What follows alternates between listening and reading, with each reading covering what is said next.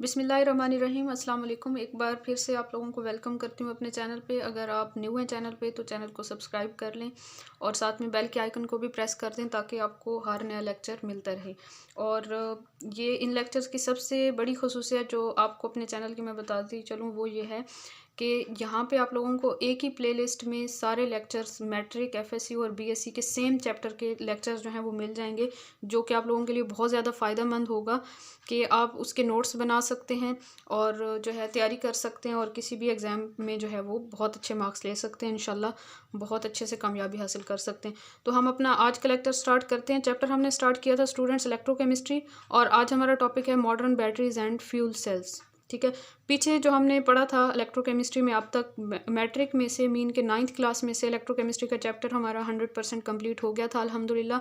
और आज जो है हमारा फर्स्ट ईयर का इलेक्ट्रोकेमिस्ट्री का चैप्टर भी कवर होने जा रहा है और इंशाल्लाह फिर हमारा बीएससी का कुछ रह जाएगा तो वो इंशाल्लाह बहुत जल्दी कवर कर लेंगे। तो चलिए स्टार्ट करते हैं। Modern batteries and fuel sales. Students, हम गैल्वानिक सेल और इलेक्ट्रोलिटिक सेल्स के बारे में पहले भी पढ़ चुके हैं।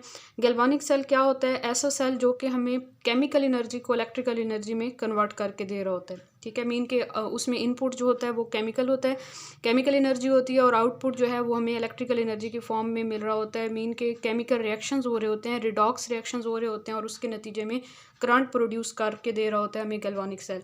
आज हमने उसी को थोड़ा सा आगे जो है वो लेके चलना है। मॉडर्न बैटरीज कौन सी हैं, बैटरी को किस तरह से हम डिफाइन कर सकते हैं? सीरीज कम्बिनेशन ऑफ 2 और मोर गैल्वानिक सेल्स। अगर 2 या 2 से ज़्यादा गैल्वानिक सेल्स को हम सीरीज में कंबाइन कर दें तो वो जो एक सेटअप बन जाता है उसको हम बैटरी कहते हैं। ठीक है, बैटरीज की फिर हमने टाइप्स देखनी है। प्राइमरी बैटरीज होती हैं एंड सेकेंडरी बैटरीज होती हैं। प्राइमरी बैटरीज कौन सी होती हैं स्टूडेंट्स? ये इरिवर्सिबल होती हैं, मीन के नॉट रिचार्जेबल, जिनको रिचार्ज नहीं कर सकते हम, एक ही बार यूज़ करते हैं। डिस्पोजेबल होती हैं, उसके बाद उनको जो है वेस्ट कर दिया जाता है, वो ख़त्म हो जाती हैं। और जो सेकेंडरी बैटरीज होती हैं वो रिवर्सिबल होती हैं, रिचार्जेबल होती हैं और इनको हम अगेन एंड अगेन यूज़ कर सकते हैं। ठीक है, सेकंड जो पॉइंट ऑफ डिफरेंस है इनमें वो है इलेक्ट्रोलाइट जो होता है ना प्राइमरी बैटरीज में या प्राइमरी सेल्स में, वो पेस्ट की फॉर्म में होता है। ठीक है, मीन के थिक पेस्ट की फॉर्म में होता है। और सेकेंडरी बैटरी में जो इलेक्ट्रोलाइट फिल किया हुआ होता है वो फ्री फ्लोइंग लिक्विड होता है। ठीक है, तो ये इनका दूसरा डिफरेंस हो गया। इसी वजह से जो प्राइमरी बैटरीज हैं इनको हम ड्राई सेल्स भी कहते हैं, क्योंकि इनका इलेक्ट्रोलाइट जो होता है वो तकरीबन हम कह लें कि ड्राई सा होता है, बहुत ज़्यादा लिक्विड टाइप नहीं होता। और सेकेंडरी बैटरीज जो होती हैं इनका इलेक्ट्रोलाइट फ्री फ्लोइंग होता है, इसीलिए जो है इनको हम वेट सेल कहते हैं। ठीक है, साइज़ की बात करें तो प्राइमरी बैटरीज या प्राइमरी सेल्स जो होते हैं उनका साइज़ बहुत ज़्यादा स्मॉल होता है और सेकेंडरी बैटरीज या सेकेंडरी सेल्स का साइज़ जो होता है वो as compare to primary cells large होता है, मीन कि काफ़ी हद तक उनसे बड़ी होती हैं ये वाली बैटरीज। और फिर एग्जांपल्स देखें तो अब जो हमने आज यहाँ पर डिटेल में पढ़ना है वो अल्कलाइन बैटरी और silver oxide battery primary batteries में पढ़ना है और सेकेंडरी बैटरीज में हमने निकल cadmium battery and fuel sales को देखना है और लेड स्टोरेज बैटरी भी। ठीक है, lead storage battery, nickel cadmium battery and fuel cells. Fuel cells भी तकरीबन सेकेंडरी बैटरी में ही हम काउंट कर लेते हैं इसको, लेकिन इसका थोड़ा सा जो है वो कह लें रिएक्शंस वगैरह और इसका जो प्रोसीजर है वर्किंग वगैरह थोड़ी सी डिफरेंट है, तो वो डिटेल्स में हम करेंगे तो इंशाल्लाह वहाँ से आपको क्लियर हो जाएगा। तो चलिए आगे चलते हैं।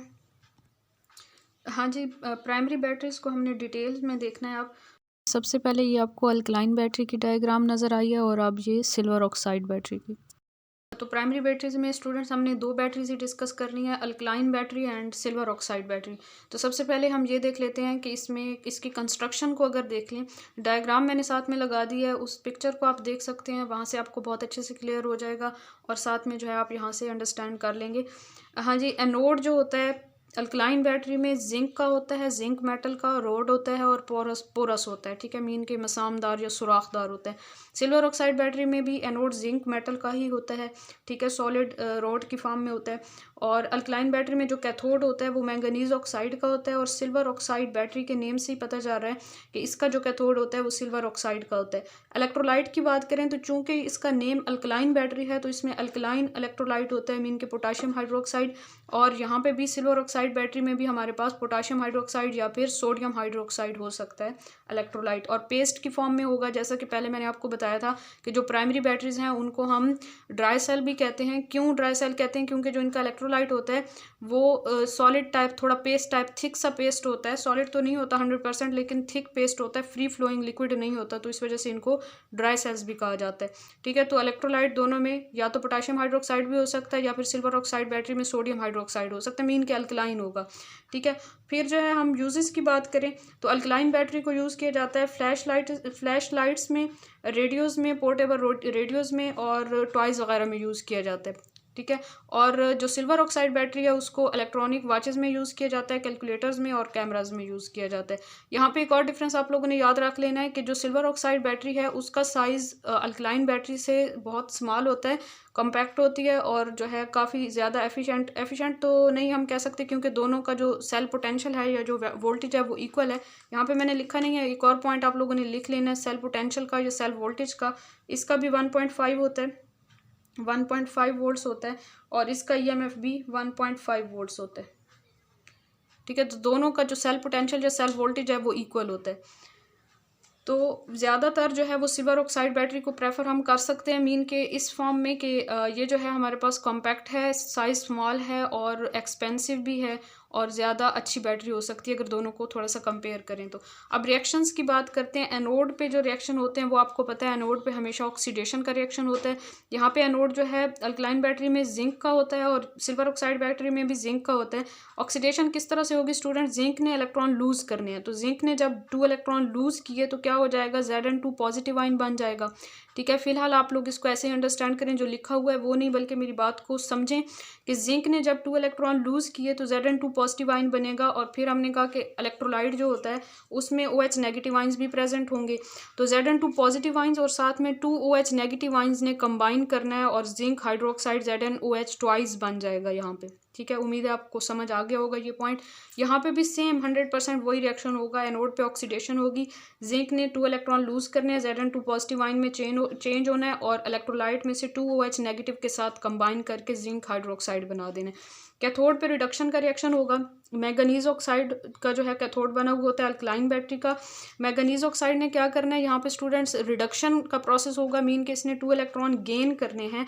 अब यहाँ पे 2 मैंगनीज एटम्स हैं और यहाँ पे भी 2 हैं। अगर हम इनकी ऑक्सीडेशन स्टेट देख लें तो यहाँ पे ऑक्सीजन 2 के माइनस, चूँकि ऑक्सीजन का -2 होता है ऑक्सीडेशन नंबर, तो 2 ऑक्सीजन एटम्स हैं तो यहाँ पे -4 हो जाएगा और मैंगनीज का जो है वो +4 हो जाएगा। ठीक है, तो +4 से ये इसकी ऑक्सीडेशन स्टेट चेंज हो रही है। यहाँ पे ऑक्सीजन की देखें तो -2 और 3 ऑक्सीजन है तो -6 हो जाएगा, मैंगनीज का +6, 2 मैंगनीज हैं तो 1 मैंगनीज का +3। यहाँ पे मैंगनीज का था +4 और यहाँ पे है +3। इसका क्या मतलब है, ऑक्सीडेशन नंबर जो है वो 1 से डिक्रीज हो रहा है ना, तो इसका मतलब है कि एक मैंगनीज एटम ने 1 इलेक्ट्रॉन गेन किया है और दूसरे ने भी 1 इलेक्ट्रॉन गेन किया है, तभी तो इसकी ऑक्सीडेशन स्टेट +4 से +3 में चेंज हो जाएगी यहाँ पे।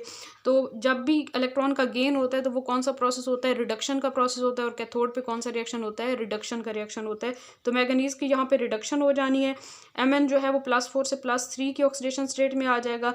साथ में इलेक्ट्रोलाइट में वाटर भी प्रेजेंट होगा, इसने इलेक्ट्रॉन गेन किए और हमारे पास प्रोडक्ट बनेगा Mn2O3 + 2 OH नेगेटिव। यहाँ पे वाटर जो है H2O और यहाँ से एक ऑक्सीजन निकलेगा तो 2 OH नेगेटिव आइंस बनेंगे। ठीक है, मजीद अगर कोई कन्फ्यूजन हो तो आप लोग मुझसे कमेंट सेक्शन में पूछ सकते हैं या फिर वैसे भी मुझसे आप कॉन्टैक्ट कर सकते हैं। यहाँ पे कैथोड पे सिल्वर ऑक्साइड बैटरी का रिएक्शन देखें तो सिल्वर ऑक्साइड का ही कैथोड होता है, सेम रिएक्शन होगा, बस डिफरेंस क्या है, यहाँ पे मैंगनीज ऑक्साइड था, यहाँ पे सिल्वर ऑक्साइड है। यहाँ पे भी रिडक्शन होगी, 2 इलेक्ट्रॉन जो है वो सिल्वर ने गेन करने हैं। अब यहाँ पे अगर हम इसकी ऑक्सीडेशन स्टेट देख लें, ऑक्सीजन की -2 होगी तो इसकी जो है वो हमारे पास +2 होगी ऑक्सीडेशन स्टेट, मीन के 1 सिल्वर एटम की +1 होगी और दूसरे की भी +1 होगी। +1 से ये किस में जा रहा है, 0 ऑक्सीडेशन स्टेट में जा रहा है, मीन के इसने 1 इलेक्ट्रॉन गेन किया है। 2 सिल्वर एटम थे, एक की ऑक्सीडेशन स्टेट यहाँ पे +1 थी, दूसरे की भी +1 थी, तो दोनों जो सिल्वर एटम्स हैं वो किस में चेंज हो गए, 0 ऑक्सीडेशन स्टेट में, मीन के एक सिल्वर एटम ने 1 इलेक्ट्रॉन गेन किया है। ठीक है, +1 से 0 में ऑक्सीडेशन स्टेट चेंज हो रही है। तो गेन ऑफ इलेक्ट्रॉन क्या होता है, रिडक्शन का प्रोसेस होता है।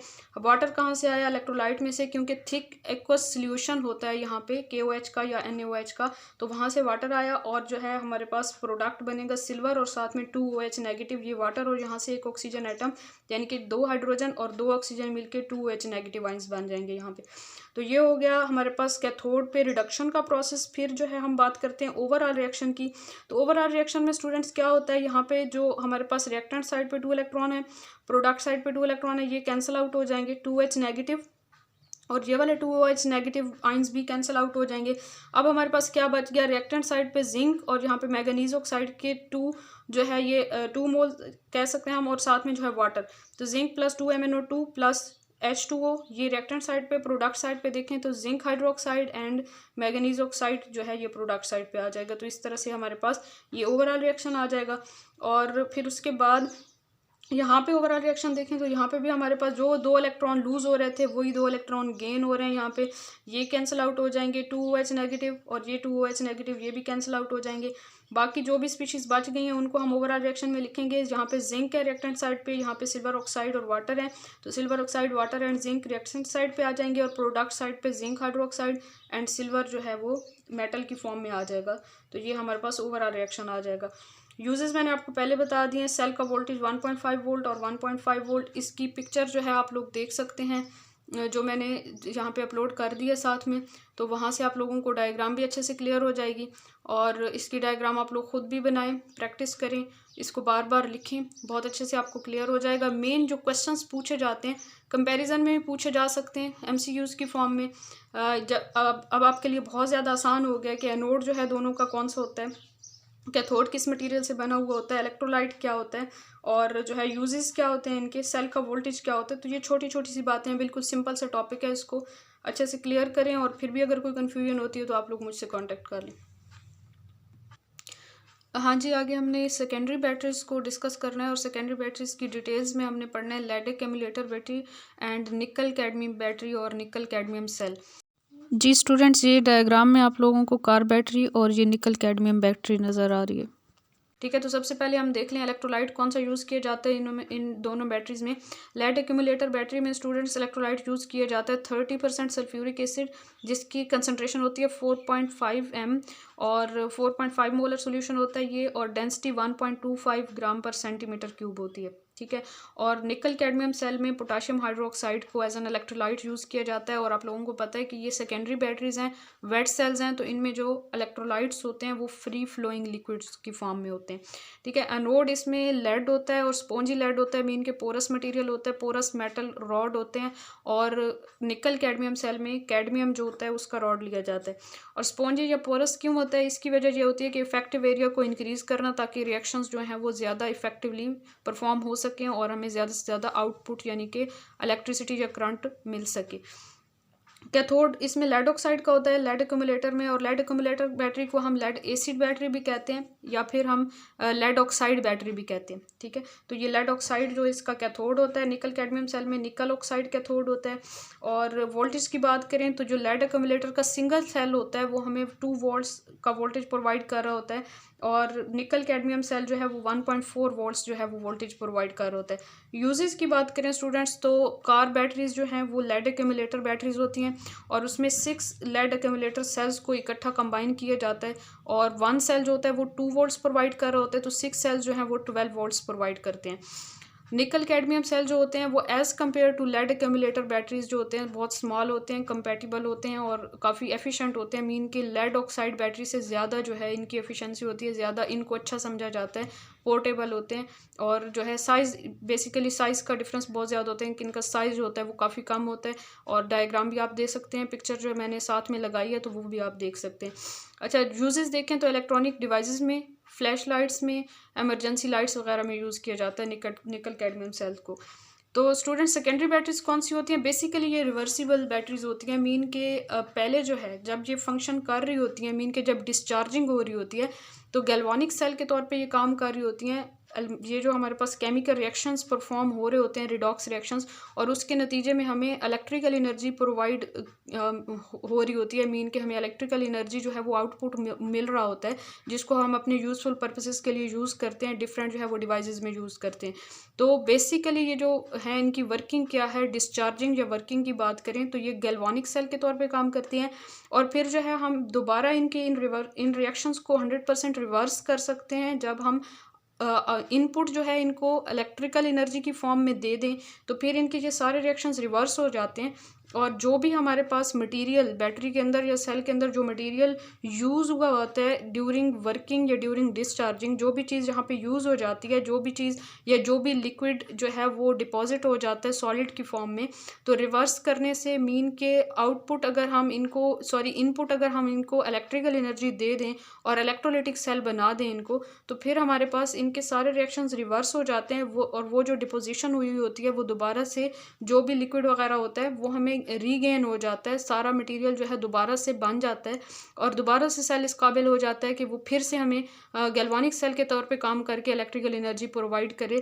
तो ये बहुत ही बेस्ट जो है इनका यूज़ है कि हम इन्हें अगेन एंड अगेन यूज़ कर सकते हैं। तो यहाँ पे थोड़ी सी एक डायग्राम मैंने बनाई है, अगर आप लोग देख लें तो पहले जो है वो लेड एक्यूमुलेटर बैटरी जो है वो इस तरह से काम कर रही होती है कि एक गैल्वानिक सेल के तौर पे, मीन कि ये वाला जो इसका इलेक्ट्रोड है ये एनोड है और ये लेड का बना हुआ होता है। और आपको पता है कि गैल्वानिक सेल में जो एनोड होता है उस पर नेगेटिव चार्ज होता है और जो कैथोड होता है वो लेड ऑक्साइड का बना हुआ होता है और इस पर पॉजिटिव चार्ज मैंने शो किया है। यहाँ पे केमिकल रिएक्शंस होंगे और केमिकल रिएक्शंस के नतीजे में ये जो वोल्ट मीटर है हमें बताएगा कि कितना जो है वो वोल्टेज प्रोवाइड हो रहा है या कितनी जो है वो इलेक्ट्रिसिटी जनरेट हो रही है इस सेल से। ठीक है, इस तरह से कुछ इसकी डायग्राम बहुत सिंपल सी डायग्राम बनाई है। वैसे जो लेड एक्यूमुलेटर बैटरी होती है वो इतनी सिंपल नहीं होती, उसमें काफ़ी सारे सेल्स जो हैं उनको सीरीज़ में कंबाइन किया जाता है गैल्वानिक सेल्स को और ज़्यादा आउटपुट हासिल किया जा सकता है उस बैटरी से। तो ये सिंपल सी डायग्राम है। फिर हम क्या करेंगे, जब इसकी चार्जिंग ख़त्म हो जाएगी, मीन कि ये बैटरी काफ़ी हद तक यूज़ हो जाएगी और जो प्रोडक्ट्स हैं वो डिपॉजिट हो जाएंगे, तो दोबारा से जो है हम अपने सेल को उसी पहले वाली फॉर्म में लेके आना चाह रहे हैं ताकि जो है सेल दोबारा से गैल्वानिक सेल के तौर पे काम करे और दोबारा से जो है हमें आउटपुट में इलेक्ट्रिकल एनर्जी प्रोवाइड करे। तो हम क्या करते हैं स्टूडेंट, इस वोल्ट मीटर को रिप्लेस कर देते हैं एक आउटर इलेक्ट्रिकल सोर्स से। ठीक है, बैटरी कनेक्ट कर देते हैं, कैसी बैटरी, जिसका वोल्टेज जो है हमारे सेल के वोल्टेज से ज़्यादा हो। सही है, तो वो जो हम जब कनेक्ट करेंगे तो फिर क्या होता है कि यहाँ पे हमारी जो बैटरी है वो किस तरह काम करेगी, फिर वो इलेक्ट्रोलाइटिक सेल के तौर पे काम करेगी। मीन कि अब पहले क्या था, ये नेगेटिव इलेक्ट्रोड था और ये हमारे पास काम कर रहा था दूसरे केस में, गैल्वानिक सेल के केस में जो है इसने काम करना था एनोड के तौर पे। अब क्या होगा स्टूडेंट, जब बाहर से बैटरी के नेगेटिव टर्मिनल को नेगेटिव इलेक्ट्रोड के साथ कनेक्ट करेंगे तो आप लोगों को बहुत अच्छे से पता है कि इसने अब बन जाना है हमारे पास कैथोड। मीन के पहले यहाँ पे ऑक्सीडेशन हो रही थी, अब यहाँ पे रिडक्शन होगी। ऑक्सीडेशन में क्या हुआ था, लॉस ऑफ इलेक्ट्रॉन हुआ था और इलेक्ट्रॉन लूज हुए थे, ऑक्सीडेशन हुई थी। अब जब हम इलेक्ट्रोलाइटिक सेल इसको बनाएंगे तो अब यहाँ पे गेन ऑफ इलेक्ट्रॉन होगा, मीन के सारे रिएक्शंस रिवर्स हो जाएंगे और जो प्रोडक्ट्स जो हमारी स्पीशीज यूज हो गई थी वो हमें रीगेन हो जाएंगी। और दूसरी तरफ हम बात करें तो ये पॉजिटिव जो इलेक्ट्रोड था, मीन के पहले ये कैथोड के तौर पे काम कर रहा था, अब आउटर बैटरी के पॉजिटिव टर्मिनल के साथ जब हम इसे कनेक्ट कर लेंगे तो फिर क्या हो जाएगा कि ये हमारे पास एनोड बन जाएगा। यहाँ पे ऑक्सीडेशन होगी, पहले जो है ये कैथोड के तौर पे काम कर रहा था तो यहाँ पे रिडक्शन हो रही थी, गेन ऑफ इलेक्ट्रॉन हुआ था, अब लॉस ऑफ इलेक्ट्रॉन होगा और लॉस ऑफ इलेक्ट्रॉन होने से क्या होगा, यहाँ पे ऑक्सीडेशन हो जाएगी। मीन के जो स्पीशीज़ यहाँ पे यूज़ हो गई थी वो स्पीशीज़ हमें रीगेन हो जाएंगी और इस तरह से जो है हमारा सेल इस काबिल हो जाएगा कि वो दोबारा से गैल्वानिक सेल के तौर पे काम करे और दोबारा से हमें इलेक्ट्रिसिटी प्रोवाइड कर सके। तो ये सिंपल सी डायग्राम थी, आई होप कि आप लोगों को समझ आ गई होगी। वैसे इसकी जो कंप्लीट डायग्राम है उसकी पिक्चर मैंने साथ में लगाई है, वो आप लोग अच्छे से उसको देख सकते हैं, समझ सकते हैं और अगर फिर भी समझ ना आए तो आप अपनी बुक से भी इसको रीड कर सकते हैं, फिर आपको इंशाल्लाह 100% क्लियर हो जाएगा या फिर आप मुझसे भी पूछ सकते हैं। तो चलें आप डिटेल्स देखते हैं इन टॉपिक्स की। जी स्टूडेंट्स, कंस्ट्रक्शन की हम बात कर चुके हैं कि इसमें इलेक्ट्रोलाइट कौन सा होता है, एनोड कौन सा होता है, कैथोड कौन सा होता है, यूजेस क्या होते हैं, वोल्टेज कितना प्रोवाइड करता है ये सेल या ये बैटरी, हमें दोनों की बात हम कर चुके हैं। अब जो है हम इनकी डिटेल्स देखें तो सबसे पहले तो आप ये बात देख लें कि जो आउटर कवरिंग होती है इनकी, मीन के लेड एक्यूमुलेटर बैटरी की और निकल कैडमियम सेल की, निकल कैडमियम सेल की जो आउटर केसिंग या कवरिंग होती है वो स्टूडेंट स्टील की होती है और लेड एक्यूमुलेटर बैटरी में जो है एक पॉलीमर या प्लास्टिक, एक हार्ड सा मटेरियल, मीन के जो उसको प्रोटेक्ट कर सके, एक प्रोटेक्टिव कवरिंग जो होती है वो पॉलीमर की होती है, एक अच्छे पॉलीमर की। ठीक है, तो अब हम देखते हैं इलेक्ट्रोलाइट की बात करें स्टूडेंट, तो लेड एक्यूमुलेटर में 30% सल्फ्यूरिक एसिड होता है, उसकी मोलैरिटी होती है 4.5 और डेंसिटी होती है 1.25 ग्राम पर centimetre cube. Nickel cadmium cell में पोटेशियम हाइड्रोक्साइड जो है ये इलेक्ट्रोलाइट का काम करता है, इसका सोल्यूशन। और एनोड जो होता है यहाँ पे लेड का होता है, निकल कैडमियम सेल में कैडमियम का एनोड होता है। एनोड पे रिएक्शन कौन सा होता है आप लोगों को पता है, एनोड पे ऑक्सीडेशन होती है, चाहे गैल्वानिक सेल हो चाहे इलेक्ट्रोलाइटिक सेल हो, एनोड पे हमेशा ऑक्सीडेशन का रिएक्शन होता है। ये मैंने आपको स्टार्टिंग वाले लेक्चर्स में जो है एनोड और कैथोड की डेफिनेशन भी लिखवाई थी, तो वहाँ से आप रिवाइज कर सकते हैं। यहाँ पे क्या होगा स्टूडेंट, लेड एक्यूमुलेटर बैटरी में जो लेड है इसकी ऑक्सीडेशन होगी, तो ऑब्वियसली इसने क्या करना है, 2 इलेक्ट्रॉन लूज कर देने हैं। जब लेड से 2 इलेक्ट्रॉन लूज होंगे तो Pb2 पॉजिटिव आइन बनेगा। सॉल्यूशन के अंदर सल्फ्यूरिक एसिड में से SO4 2 नेगेटिव आइन भी वहाँ पे प्रेजेंट होगा, तो Pb2 positive ion and SO4 2 negative ion को मैंने यहाँ पे कंबाइन करके लिख दिया कि यहाँ पे लेड सल्फेट बन जाएगा। ठीक है, आप चाहें तो इस रिएक्शन को 2 स्टेप्स में भी लिख सकते हैं कि लेड ने पहले 2 इलेक्ट्रॉन लूज किए, Pb2 पॉजिटिव आइन बना, फिर Pb2 पॉजिटिव आइन ने SO4 2 नेगेटिव आइन के साथ कंबाइन किया और लेड सल्फेट बनाया, तो ये एनोड का रिएक्शन हो जाएगा। और यहाँ पे निकल कैडमियम सेल में भी क्या होगा कि कैडमियम जो है उसने क्या करना है, 2 इलेक्ट्रॉन लूज करने हैं, मीन के यहाँ पे भी ऑक्सीडेशन होनी है, Cd2 पॉजिटिव आइन बनेगा और इसके इलेक्ट्रोलाइट में OH नेगेटिव आइन भी प्रेजेंट होंगे, तो 2 पॉजिटिव आइन 2 नेगेटिव आइन के साथ मीन के 2 OH नेगेटिव आइन के साथ कंबाइन करके कैडमियम हाइड्रोक्साइड बना देंगे CdOH ट्वाइस। ठीक है, यहाँ तक ये ऑक्सीडेशन का प्रोसेस कंप्लीट हुआ, एनोड का रिएक्शन हो गया। और ये कब हो रहा है, जब डिस्चार्जिंग हो रही है, मीन डिस्चार्जिंग या इन बैटरीज की वर्किंग की हम बात कर रहे हैं, ड्यूरिंग वर्किंग जो है ये सारे रिएक्शंस परफॉर्म हो रहे हैं। कैथोड पे क्या होता है, कैथोड पे हमेशा रिडक्शन का प्रोसेस होता है। रिडक्शन किसकी होगी, कैथोड इसका लेड ऑक्साइड का था, लेड एसिड बैटरी या लेड ऑक्साइड बैटरी में, तो लेड ऑक्साइड की रिडक्शन होगी, जहाँ पे लेड ने 2 इलेक्ट्रॉन, लेड ऑक्साइड ने 2 इलेक्ट्रॉन गेन करने हैं। साथ में सोल्यूशन जो था इलेक्ट्रोलाइट का उसमें सल्फ्यूरिक एसिड था, सल्फ्यूरिक एसिड में से 4H positive ions and SO4 2 negative ions, इन्होंने भी इसके साथ कंबाइन करना है। बेसिकली यहाँ पे हुआ क्या है स्टूडेंट्स कि लेड ने जब 2 इलेक्ट्रॉन यहाँ पे गेन किए तो आप देख सकते हैं कि इसकी ऑक्सीडेशन स्टेट चेंज हो गया, और ऑक्सीडेशन स्टेट चेंज होने से आपको बहुत अच्छे से क्लियर हो जाएगा कि यहाँ पे रिडक्शन का प्रोसेस हो रहा है। तो यहाँ पे हम देखें तो ऑक्सीजन का -4 है और लेड का +4 है। ऑक्सीडेशन स्टेट देखें, ऑक्सीजन की यहाँ पे क्या हो जाएगी, -8 हो जाएगी, और यहाँ पे +6 इसकी हो जाएगी, तो यहाँ पे +2 जो है वो लेड की, मीन सल्फर की +6 और लेड की +2। लेड की यहाँ पे +4 थी ऑक्सीडेशन स्टेट, या ऑक्सीडेशन नंबर जो था वो +4 था, अब कितना हो रहा है +2, मीन के लेड ने 2 इलेक्ट्रॉन्स गेन किए हैं, तभी जो है ऑक्सीडेशन नंबर इसका डिक्रीज हुआ है। फिर साथ में जो है 4H पॉजिटिव, और जहाँ से सल्फेट आइन के साथ इसने मिलके लेड ऑक्साइड में से लेड ने और सल्फेट आइन ने मिलके लेड सल्फेट बनाना है, और बाकी सारी स्पीशीज ने 4H पॉजिटिव और ऑक्सीजन ने यहाँ से निकलना है और 2 वाटर के मॉलिक्यूल्स बन जाने। ठीक है, इसको भी आप स्टेप्स में डिवाइड करके ज़्यादा अच्छे से अंडरस्टैंड कर सकते हैं। कैथोड पे जो रिएक्शन निकल कैडमियम सेल का होता है, निकल ऑक्साइड ने 2 इलेक्ट्रॉन्स गेन करने हैं, निकल जो है इसकी रिडक्शन हो जानी है, साथ में वाटर भी प्रेजेंट होगा इलेक्ट्रोलाइट के सॉल्यूशन में, तो वाटर के साथ कंबाइन करके निकल हाइड्रोक्साइड बनेगा और साथ में 2 OH नेगेटिव आइंस बनेगी। ठीक है, तो ये हो जाएगा रिडक्शन का प्रोसेस। ओवरऑल रिएक्शन लिखें स्टूडेंट्स, तो ओवरऑल जितनी स्पीशीज हमारे पास कैंसिल आउट होती हैं उनको हम कैंसिल कर देते हैं, 2 इलेक्ट्रॉन जहाँ से कैंसिल आउट हो जाएंगे। रिएक्टेंट साइड पे लेड है, सल्फेट आइन है, ये सल्फेट आइन, और यहाँ पे 4H पॉजिटिव और सल्फेट आइन, और ये वाले सल्फेट आइन ये मिल के बना देंगे सल्फ्यूरिक एसिड। ठीक है, तो इसको मैंने कंबाइन करके यहाँ पे लिख दिया, 4H पॉजिटिव थे तो यहाँ पे भी 2 2 4 4 हाइड्रोजन हो गए, और यहाँ पे सल्फेट आइन 2 थे और यहाँ पे भी हमारे पास सल्फेट आइन 2 हो जाएंगे, तो ये H2SO4 यानी कि हमारे पास जो है सल्फ्यूरिक एसिड बन जाएगा। बाकी लेड और लेड ऑक्साइड को उसी तरह राइट करेंगे, प्रोडक्ट साइड पे हमारे पास लेड सल्फेट बन रहा है, यहाँ पे भी लेड सल्फेट, तो 2 लेड सल्फेट +2 वाटर के मॉलिक्यूल्स और साथ में करंट प्रोड्यूस होगा। मीन के ये स्पॉन्टेनियस रिएक्शंस थे, और जहाँ पे भी स्पॉन्टेनियस रिडॉक्स रिएक्शंस होते हैं वहाँ पे आउटपुट जो होता है वो हमें करंट या इलेक्ट्रिसिटी की फॉर्म में प्रोवाइड होता है, तो इस तरह से उस करंट को हम अपने यूजफुल पर्पसेस के लिए यूज़ कर सकते हैं। जैसे कि लेड एक्यूमुलेटर बैटरी को कार में यूज़ किया जाता है, तो कार की बैटरी जो है वो उसकी वहाँ पे वर्किंग होती है, मीन के कार की इंजन को स्टार्ट करने के लिए और उसकी लाइट्स वगैरह को लाइट अप करने के लिए यूज़ करते हैं। उसके बाद निकल कैडमियम सेल का ओवरऑल रिएक्शन देखें तो यहाँ से 2 इलेक्ट्रॉन्स भी कैंसिल आउट होंगे और 2 OH नेगेटिव आइंस भी कैंसिल आउट हो जाएंगे। बाकी स्पीशीज रिएक्टेंट साइड पे कैडमियम, निकल ऑक्साइड और साथ में वाटर ये राइट करेंगे, और प्रोडक्ट साइड पे हमारे पास कैडमियम हाइड्रोक्साइड, निकल हाइड्रोक्साइड ये, और साथ में करंट जो है वो प्रोड्यूस होगा। तो ये हमारे पास ओवरऑल रिएक्शन थे, और ये कब थे, जब हमारी बैटरीज जो हैं वो वर्क कर रही होती हैं, डिस्चार्जिंग हो रही होती है।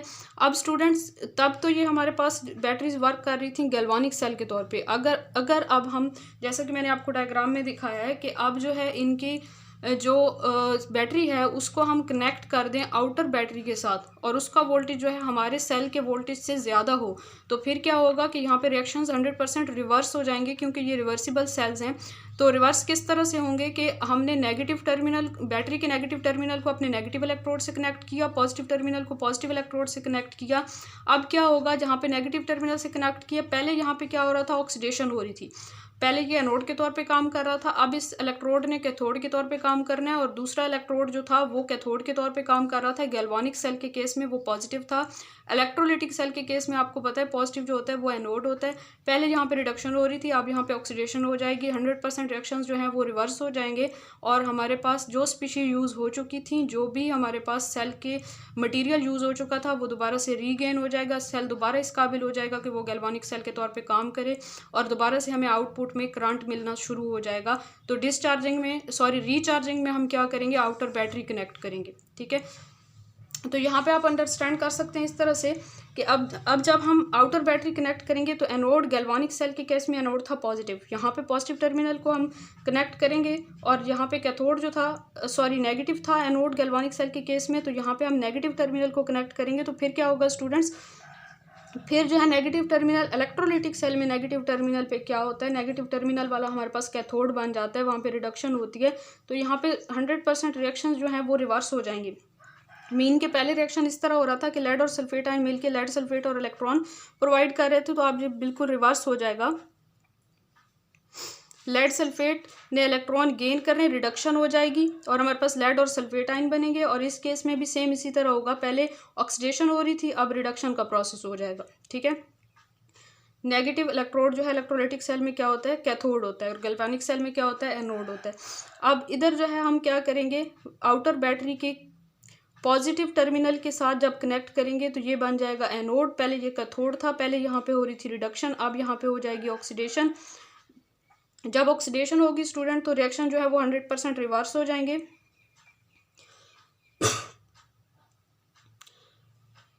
पहले रिडक्शन का प्रोसेस हो रहा था, अब ऑक्सीडेशन का प्रोसेस हो जाएगा, और हमें जो है वही वाली स्पीशीज दोबारा से मिल जाएंगी जो कि सेल का मटेरियल यूज हो चुका था। ओवरऑल रिएक्शन में भी उसी तरह होगा कि जस्ट रिवर्स होंगे यहाँ पे रिएक्शंस, और सेल जो दोबारा से जो है सेल की चार्जिंग हो जाएगी। और पहले आपने याद रखना है कि ड्यूरिंग डिस्चार्जिंग या during working of lead accumulator battery क्या होता है कि 1.25 से इसकी डेंसिटी जो है लेड एक्यूमुलेटर में सल्फ्यूरिक एसिड या इलेक्ट्रोलाइट की डेंसिटी डिक्रीज हो जाती है, क्योंकि यहाँ पे सल्फेट आयन और हाइड्रोजन आयन जो है वो यूज़ हो रहे होते हैं ड्यूरिंग रिएक्शंस गैल्वानिक सेल में। तो स्टूडेंट इसकी जो है कंसनट्रेशन या डेंसिटी डिक्रीज होकर 1.25 से 1.15 ग्राम पर सेंटीमीटर क्यूब पे चली जाती है। जब हम रिचार्जिंग करते हैं तो दोबारा से इसकी डेंसिटी रीगेन हो जाती है, मीन के दोबारा से ये हमें सल्फेट आयन और हाइड्रोजन आयन मिल जाते हैं, तो दोबारा से सल्फ्यूरिक एसिड की डेंसिटी इसकी कंसनट्रेशन 100% हमें दोबारा से मिल जाती है, और दोबारा से जो है ये सेल इस काबिल हो जाता है कि गैल्वानिक सेल के तौर पे काम करे और आउटपुट में हमें करंट प्रोवाइड करे। तो उम्मीद है आप लोगों को ये बात समझ आ गई होगी। अगर फिर भी समझ नहीं आती तो फिर आप मुझसे पर्सनली जो है वो कांटेक्ट कर सकते हैं या कमेंट्स में भी पूछ सकते हैं।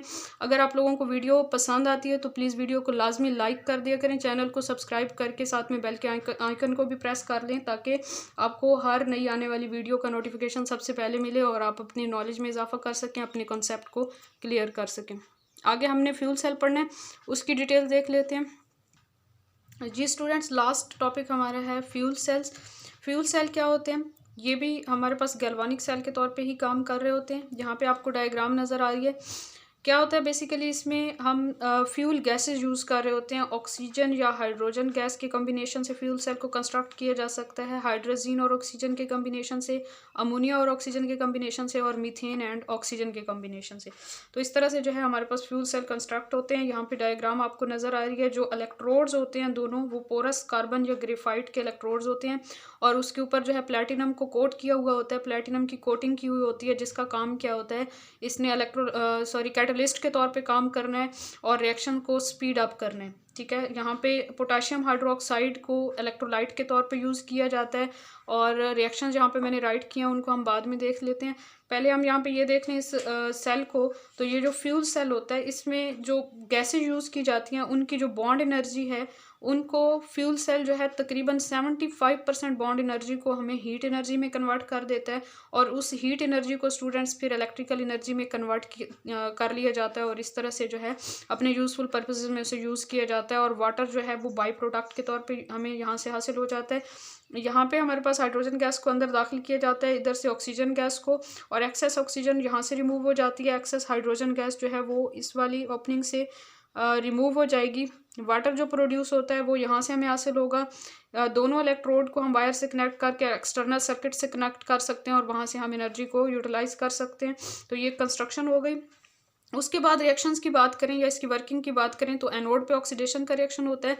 हाइड्रोजन जो है उसने एनोड पे स्टूडेंट्स ऑक्सीडेशन होगी, हाइड्रोजन ने इलेक्ट्रॉन लूज करने हैं और H पॉजिटिव आयन में कन्वर्ट होना है। वहाँ पे इलेक्ट्रोलाइट में हमारे पास OH नेगेटिव आयन भी प्रेजेंट होते हैं। H पॉजिटिव और OH नेगेटिव आयन ने कंबाइन करके वाटर के 2 मॉलिक्यूल्स यहाँ पे बना देने हैं। ठीक है, ये एनोड का रिएक्शन हो गया। कैथोड पे क्या होती है, रिडक्शन होती है। ऑक्सीजन की रिडक्शन होगी, ऑक्सीजन ने इलेक्ट्रॉन गेन करने हैं और वाटर के साथ कंबाइन करके 4 OH नेगेटिव आयन्स बनाने हैं।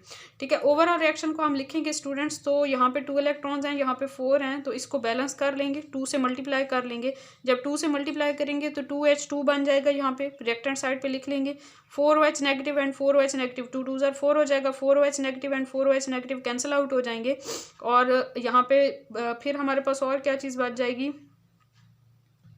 हाँ जी, 2 वाटर के मॉलिक्यूल्स, 2 2 4 हो जाएगा। यहाँ पे 4 वाटर के मॉलिक्यूल्स और ये 2 वाटर के मॉलिक्यूल्स, तो क्या होगा, यहाँ पे 2 वाटर के मॉलिक्यूल्स और ये वाले 2 कैंसिल हो जाएंगे और 2 वाटर मॉलिक्यूल्स अभी भी यहाँ पे बच जाएंगे क्योंकि ये टोटल 4 हो जाएंगे ना यहाँ पे मल्टीप्लाई होके। तो 2 जो है वो हमारे पास यहाँ से कैंसिल होंगे और 2 वाटर के मॉलिक्यूल अभी भी प्रोडक्ट साइड पे बच जाएंगे। तो रिएक्टेंट साइड वाले वाटर मॉलिक्यूल खत्म हो गए। यहाँ पे रिएक्टेंट साइड पे हमारे पास ऑक्सीजन गैस बच गई, ऑक्सीजन राइट करेंगे। 2 2 4 4 इलेक्ट्रॉन्स एंड 4 इलेक्ट्रॉन भी कैंसिल आउट हो जाएंगे। प्रोडक्ट साइड पे आ जाएं तो 2 वाटर के मॉलिक्यूल जहाँ पे बचे हुए थे वो राइट करेंगे और साथ में बहुत ज़्यादा ह्यूज अमाउंट में जो है वो हीट एनर्जी प्रोड्यूस होगी। उस हीट एनर्जी को हम अपने यूजफुल पर्पसेस में यूज़ कर सकते हैं। मीन के इलेक्ट्रिकल एनर्जी में कन्वर्ट किया जा सकता है, किसी और एनर्जी में कन्वर्ट किया जा सकता है। यहाँ पे जो वाटर प्रोड्यूस होता है उस वाटर को कंडेंस करके ड्रिंकिंग पर्पस के लिए यूज़ किया जा सकता है। बेसिकली जो है स्पेस व्हीकल जो है वहाँ पे ये सेल यूज़ किए जाते हैं और वहाँ पे जो वाटर प्रोड्यूस होता है उसको ड्रिंकिंग पर्पसेस के लिए यूज़ किया जाता है। इसके अलावा स्टूडेंट ये सेल बहुत ज़्यादा एफिशिएंट हैं क्योंकि इसमें सबसे मेन बात यह है कि कोई भी पोल्यूटेंट प्रोड्यूस नहीं होते। गैसेस जो यूज़ कर रहे हैं हम वो भी हमारे इर्द गिर्द अबंडेंटली होती हैं, तो उनको जो है ये भी एक मीन के चीप वे होता है। लेकिन यहाँ पे टेम्परेचर बहुत ज़्यादा हाई रखना पड़ता है, बहुत हाई टेम्परेचर पे ये सेल ऑपरेट करता है। इसके अलावा बहुत ज़्यादा एफिशिएंट है और बहुत ज़्यादा ये अच्छा सेल होता है। और बहुत से फ्यूल सेल्स को जब हम कंबाइन कर दें तो हमारे पास सेवरल किलोवाट एनर्जी जो है वो प्रोड्यूस हो सकती है और उसको हम अपने यूज़फुल पर्पसेस में इस्तेमाल कर सकते हैं। जी स्टूडेंट्स, ये हमारा आज का लेक्चर था। अगर आपको वीडियो पसंद आती है, लेक्चर में कुछ सीखने को मिलता है, तो वीडियो को लाजमी लाइक कर दिया करें।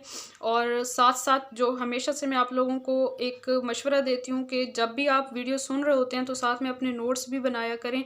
जो भी चीज़ आपको समझ नहीं आती उसको लाजमी डिस्कस किया करें, मुझसे डिस्कस कर लिया करें या आपस में अपने फ्रेंड्स से डिस्कस कर लिया करें। और ये चैनल आप लोगों के लिए बहुत ज़्यादा फ़ायदेमंद होगा क्योंकि यहाँ पे मैट्रिक, FSC और BSc के सारे लेक्चर्स आपको एक ही प्लेलिस्ट में मिल जाएंगे। आपको डिफरेंट जगह पे सर्च नहीं करना पड़ेगा, डिफरेंट बुक्स को स्टडी नहीं करना पड़ेगा, आपका बहुत ज़्यादा टाइम बच जाएगा।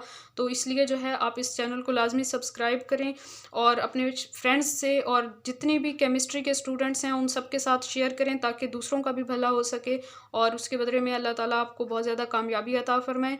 और इसके अलावा अपनी दुआओं में याद रखें, बहुत सारा ख्याल रखें अपना और पढ़ते रहें, सीखते रहें और कामयाबी के लिए तैयार रहें। इंशाल्लाह जो लोग मेहनत करते हैं तो अल्लाह ताला उनकी मेहनत में अपनी रहमत को भी शामिल कर देते हैं और उनकी हमारी मेहनत को बहुत ज़्यादा बढ़ा देते हैं, जिसकी वजह से हमें बहुत ज़्यादा कामयाबी हासिल होती है। तो अपनी नीयत को हमेशा अच्छा रखें, दूसरों के साथ लाजमी शेयर किया करें। जो भी चीज़ आप सीखते हैं तो दूसरों को भी बताया करें ताकि दूसरे लोग भी उससे बहुत कुछ सीख सकें और वो भी कामयाब हो सकें ज़िंदगी में। अपना बहुत सारा ख्याल रखिए। Thank you so much. अल्लाह हाफिज़।